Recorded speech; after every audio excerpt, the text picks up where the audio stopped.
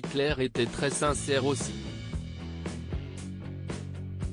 Le 30 novembre dernier sur le plateau de TPMP, Gérard Jugnot a réagi au coup de sang de Jean-Marie Bigard face à la journaliste Déborah Grunewald durant l'émission Dans le rétro de France Bleu. Une interview durant laquelle l'humoriste s'était emporté à hurler dans le micro laissant exploser sa colère contre le gouvernement en raison de la gestion de la crise sanitaire. Ça parle par soi-même, il est fou.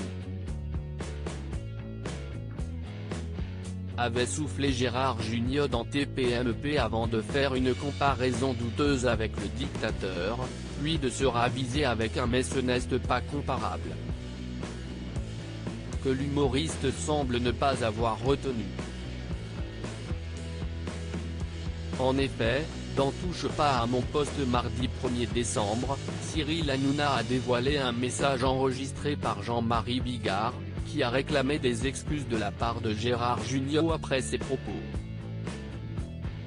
Une réponse qui s'est faite dans le calme pour l'humoriste, habitué généralement aux coups de gueule violents.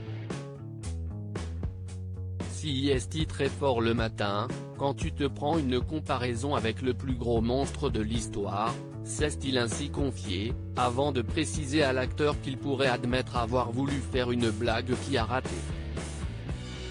Ça arrive au plus grand et je ne veux pas, a-t-il conclu. Jean-Marie Bigard remontait contre le gouvernement une réponse calme de la part de l'humoriste, qui avait laissé exploser sa colère au micro de France Bleu le 28 novembre dernier.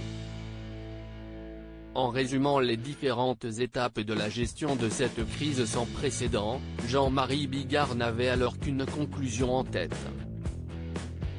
Ils sont aux ordres du pognon, avait-il vociféré. Je suis enragé, on nous prend pour des cons. On nous manipule.